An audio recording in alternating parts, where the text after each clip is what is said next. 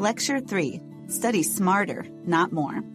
Have you ever spent a good amount of time practicing or rehearsing information only to find it difficult to recall the very next day or when you need it? These experiences are not only frustrating, but can sometimes be embarrassing too, like forgetting the name of a client or freezing during a presentation because you forgot how to explain something. We're asked to recall information daily, at work, for school, even in mundane situations like remembering that grocery list. And some of us are better at memorizing certain things over others, and it often depends on the context.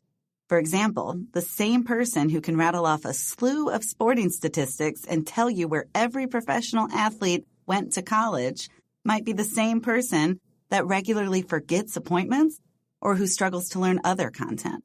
There are many other factors that can influence learning and remembering, including distractions, stress levels, our familiarity with the content, and our motivation for learning it in the first place.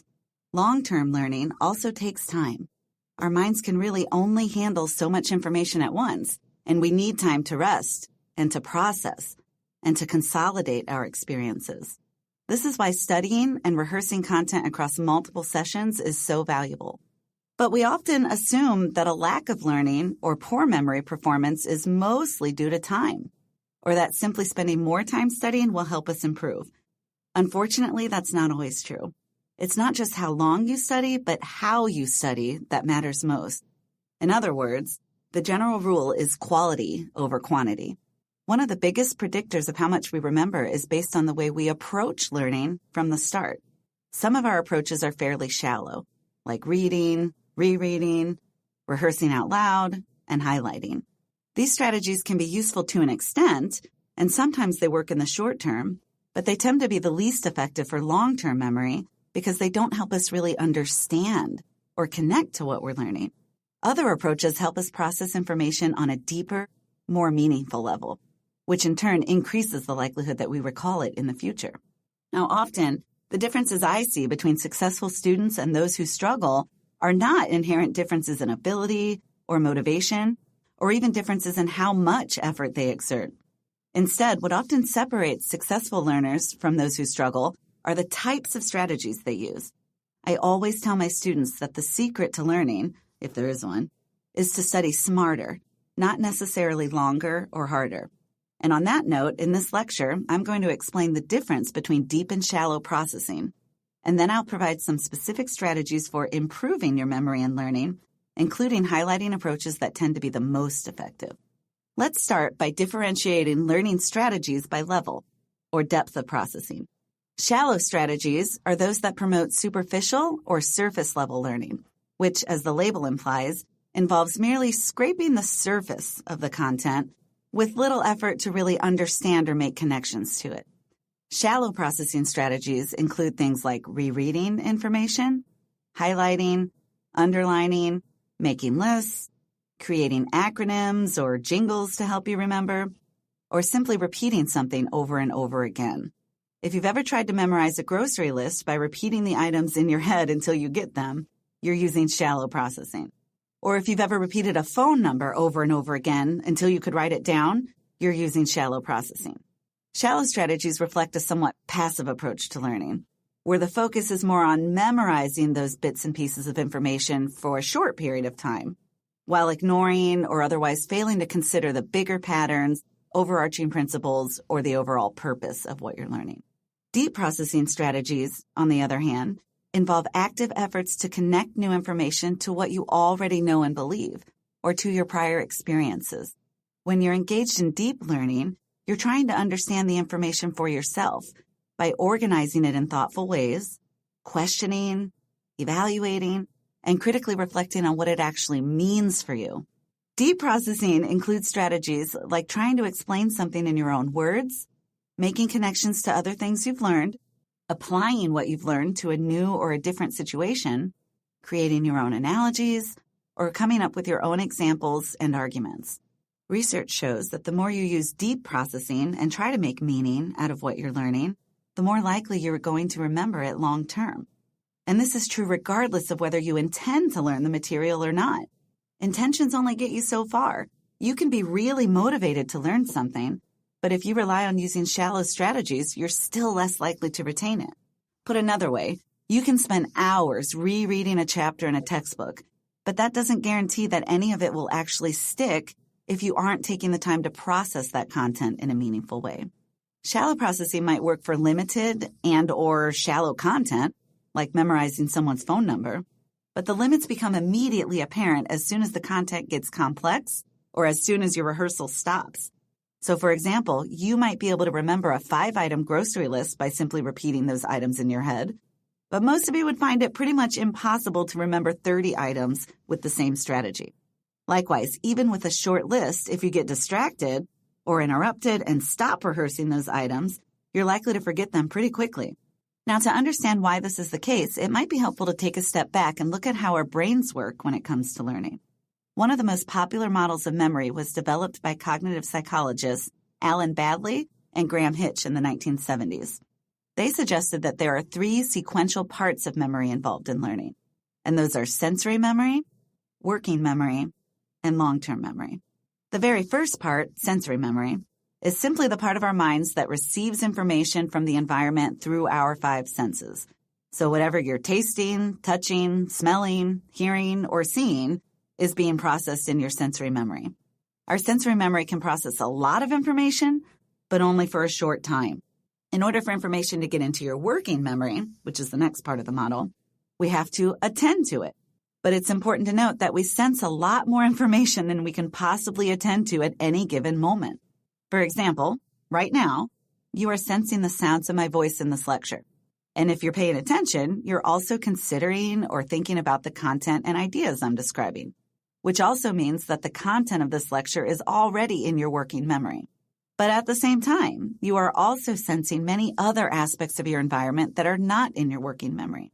For example, you're sensing the temperature, the feel of the chair you're sitting on, the color of the walls of the room you're in, the smell of the air, background noises, and even the taste of the beverage you're drinking. Now, it's a little tricky to demonstrate that because the moment I mentioned all of those sensory experiences, you probably turned your attention to them. And hopefully you aren't still fixating on that annoying buzzing sound coming from somewhere in the room or that leaky faucet dripping in the background. But the point is that you probably weren't actively attending to any of those things until I mentioned them. In fact, if you were attending to all of those sensory experiences at the same time, you probably would have felt quite distracted or completely overwhelmed and unable to focus on this lecture. And I'm sure you can relate to that happening at some point or another in your life. All of us have had those moments where we find it hard to concentrate. So on some level, we all know that our attention is limited, which is why we make efforts to minimize distractions when we really need to focus on something important. This lecture could be playing in the background, and you might be sensing the sounds of my voice, but if you're not actually attending to these words, then you aren't actually learning anything. Merely sensing something versus paying attention to it and interpreting it are very different things. So attention is really important when it comes to moving information from our sensory memory to our working memory, which is the part of memory we're using when we're actively and consciously thinking about something. Information that is unattended to is usually lost. As another quick demonstration, think of the last person you spoke to. What were they wearing? Can you remember without looking? Can you remember what they were wearing last week? Or think of the last time you were at the grocery store. What did the cashier look like? What color was their hair? Can you definitively remember whether they were a boy or a girl? If you're like most people, your memory for these details is fuzzy at best, especially the more time that has passed between now and then. You might be able to remember some details, but probably not all of them. You might remember what someone was wearing today, but probably not last week or even yesterday. And you might just be guessing or otherwise filling in some of those missing details. Why? Because you probably weren't focusing your attention on those details when you interacted with those people. Unless you have a visual impairment, your eyes sense those details, but your brain chose to ignore them because they weren't significant at the time. Psychologists call this failure to see something right before our eyes inattentional blindness. On the one hand, this tendency to selectively attend to important information and tune out less important information is an adaptive skill that makes it easier for us to learn. Again, imagine how overwhelmed you would feel if you were always trying to consciously process every sensory experience at every moment. It would be near impossible to function, let alone learn something new. But on the other hand, inattentional blindness can also cause us to make mistakes and to occasionally miss important information and details, especially if it's unexpected, like a deer in the road when we're driving. This is also one reason why eyewitness testimony is often so unreliable. Sometimes those details really matter. Side note, there are a bunch of interesting studies on inattentional blindness. You can find lots of interactive examples online, including studies that involve invisible gorillas, customer service agents changing into different people, and magicians' sleight of hand tricks. It's really a fun way to test and to also realize the limits of your own attention. Anyway, to review, attention is what moves information from our sensory memory to our working memory. And working memory is the part of your mind involved in the conscious processing of information. Assuming you're paying attention right now, the content of this lecture is in your working memory. And so working memory is much more durable than sensory memory. However, like attention, research also shows that our working memories are also limited in capacity. In simple terms, we can only think about so much information at once. And the more complex and new that information is to us, the more attention and working memory it requires. For example, you probably find it easy to listen to music while you're cleaning, but harder to listen to music while you're doing your taxes, or studying for an exam, or rehearsing for a big presentation.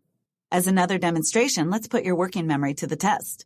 Without writing anything down, what is 41,249 divided by 19? That's 41,249 divided by 19. And I'll give you a little time. Did you struggle with that problem? Were you able to hold the numbers in your mind? Did you even attempt to arrive at the answer, which, by the way, is 2,171? Most people cannot solve a complex division problem with this many digits unless they write it down. And that's because your working memory is limited in capacity. Like sensory memory, information in our working memory is also limited by how long it lasts. Outside of a traumatic or highly emotional event, most of us have to do more than just attend to or think about something one time for it to really stick in our memories. Most of us can't, for example, memorize an entire song simply by listening to it one time, or learn a new subject by reading a textbook one time. Can you even remember the math problem that I presented to you less than a minute ago? Or the names of the researchers whose memory model I'm describing? Probably not. And this is where the process of encoding comes in. Encoding involves the strategies we use to learn, or how we move information from our working memory to our long-term memory, where hopefully it's stored for later use. The whole goal of learning is to get information into our long-term memories so that we can apply it when needed. Working memory is like temporary storage. Long-term memory is more permanent. And there are many different encoding strategies, some of which tend to be more effective than others. This is where level of processing comes back into play. You can think of learning strategies as existing on a continuum, with shallow strategies at one end and deeper processing strategies on the other end. Shallow strategies can be useful for information that we only want to remember short term. But if you want to remember information long term, or enhance your actual understanding of something, then you'll want to use those deeper processing strategies. So for the rest of this lecture, I'll describe some different encoding strategies, beginning with the most shallow and least effective, and gradually moving to deeper, more effective techniques. One very common encoding strategy, though very shallow and ultimately the least effective for getting information into your long-term memory, is called rote rehearsal. This strategy simply involves repeating information over and over again in your working memory. So, for example, if you just met someone and you're trying to remember their name, you might say it over and over again in your head. With rote rehearsal, you are thinking about the information since you're using your working memory, but you're thinking about it in the very simplest of ways. You're not really doing anything with that information to help you remember it long term. It's like parroting the words of someone speaking a foreign language that you don't know. You might be able to repeat the sounds they make in that moment, but they'll be meaningless to you without any attempt to contextualize or translate them. And given the limits of working memory and attention, information that is rote rehearsed is usually forgotten within minutes, if not seconds after your rehearsal stops. In contrast to rote rehearsal, which involves that simple repetition, elaborative rehearsal involves processing information in more meaningful ways. One version of elaborative rehearsal is called chunking. For example, if you were trying to memorize a list of groceries, organizing them into categories, such as dairy, fruits and vegetables, meats, and dry goods, would make them easier to remember and find compared to listing them in a random order. So simply put, chunking involves organizing a larger set of information into a smaller number of meaningful, more manageable groups, which reduces the demand on your working memory. You've probably been using the chunking strategy for years without realizing it. For example, aside from organizing grocery lists, most people memorize 10-digit phone numbers in chunks of 3, and 4 digits. And if you were presented with a random list of numbers to remember for some other reason, grouping them together to form a phone number would actually make it easier for you to remember those too.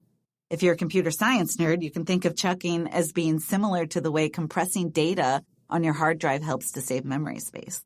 But as an organizational strategy, chunking can be more or less shallow depending on the content and how you organize it. If you're literally just dividing the content into smaller chunks, as in memorizing a list of food items, then it's shallow processing and it's less likely to be helpful for long-term memory. Case in point, do you still remember last week's grocery list? Likewise, focusing on superficial characteristics, such as grouping a list of words based on the letters they start with, is less likely to be beneficial to your learning. A more thoughtful way to use chunking and to remember information is through the use of mnemonic devices. Mnemonic devices are basically memory tricks and organizational tools that add meaning to what you're learning. Acronyms and acrostics are probably the most common mnemonic devices. Acronyms are created by taking the first letters of a set of words or process steps you want to learn and making another word from those letters. For example, I was taught the acronym HOMES, HOMES, to memorize the 5 Great Lakes, Huron, Ontario, Michigan, Erie, and Superior. And I was taught the name Roy G. Biv to remember the parts of the visible light spectrum. Maybe you were too. Acrostics are similar, but instead of creating a new word, you create a memorable phrase or expression based on the content. For example, please excuse my dear Aunt Sally to remember the order of mathematical operations. Rhyme mnemonics are another common strategy, which involves connecting content to a catchy poem, a tune, or a song. Many people have an easier time remembering content when it comes in musical form or when it rhymes. Examples of this include the alphabet song and expressions like I before E except after C, or in 1492, Columbus sailed the ocean blue. Some of you likely remember Schoolhouse Rock, which was an educational program that used musical short films to teach kids everything from grammar, science, math, and civics. And I still remember a song about photosynthesis that I learned in elementary school. It's also worth noting that marketing companies know the power of rhyme mnemonics very well, which is why so many businesses have unique commercial jingles that are nearly impossible to get out of your head sometimes. All of these mnemonic devices are good memory tricks and more thoughtful than rote rehearsal, but they're still somewhat shallow. There's an important difference between straight memorization and actual understanding. Just because you can memorize terms, lists, dates, steps, and other facts doesn't mean you necessarily understand how to apply that information in meaningful ways. For example, just because you use please excuse my dear Aunt Sally to memorize the order of operations in math doesn't mean that you know how to perform those operations. Just like memorizing medical procedures from a textbook doesn't automatically make you a skilled surgeon. And for those reasons, it's important that you also use strategies that involve even more deep, thoughtful processing of information. For example, outside of basic chunking and mnemonic devices, you can organize information in more meaningful and elaborate ways by considering conceptual similarities and differences, or connections among ideas, like creating a chart or diagram that illustrates what happens during each stage of photosynthesis and the purpose or the functions of different plant parts, instead of simply creating a song to memorize those steps and terms involved. These more elaborate organizational strategies may involve using tools like frames, concept maps, outlines, Venn diagrams, and flowcharts, all of which help illustrate the underlying relationships among those ideas, instead of keeping them separate or discrete. It may take more work up front, but the more effort you put into organizing the content in these meaningful ways, the more likely you'll actually understand and remember it. Here's an analogy to explain further. If you treat your brain like a kitchen junk drawer and try to throw everything in there with no rhyme or reason, there's no guarantee that it will all fit, or that you'll be able to access the information that you need when you need it. But if you take the time to plan and carefully and neatly arrange the items in the drawer, dividing them into meaningful compartments, then it will be easier to find what you need. You could also imagine a neatly arranged dresser or closet full of clothing with different drawers and shelves containing different types of items, compared to a dresser or closet in which someone has merely wadded up and thrown items anywhere they could fit. The latter might be a quicker way to get items into the closet or dresser, but it's going to make it really hard to retrieve what you need when you need it, and some things might literally get lost. And what I just did there represents another deep processing strategy, which is self-explanation. Again, mere repetition or rote memorization of content like names, dates, and definitions is often an important starting point. But many people stop there to their own detriment. Memorization does not guarantee understanding, and for that reason, memorization is usually short-term and limited in application. You might memorize a mathematical formula, but it's essentially worthless if you don't know when and how to apply it. The best way to promote and test your actual understanding is to practice explaining and applying the content in new ways. You can do this by re-explaining ideas in your own words, creating analogies, like my well-organized dresser, to connect it to other phenomena or experiences, or coming up with your own personal examples. It also helps to practice explaining or teaching the content to someone else. Famous scientists like Albert Einstein and Richard Feynman have argued that if you can't explain it simply, you don't understand it well enough, or that you really don't understand something unless you can explain it to a child.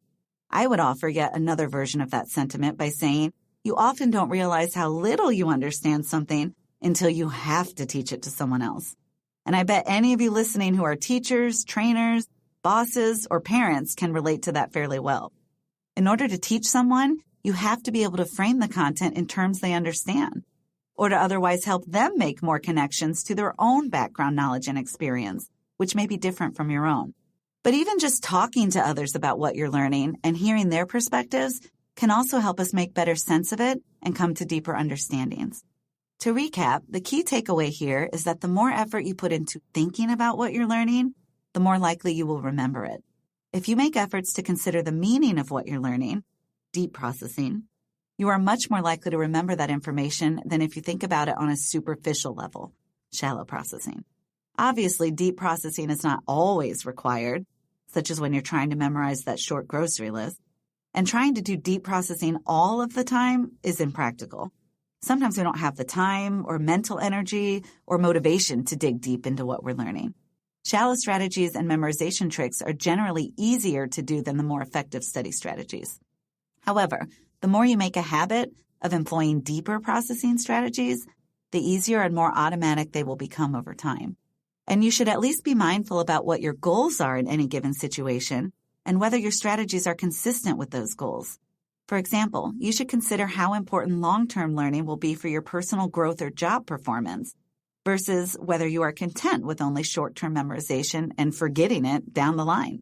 And if you're regularly content with shallow processing, I would also encourage you to reconsider why you're engaging in that learning opportunity in the first place. Outside of mundane content, what is the point of engaging at all if most of it will be forgotten anyway?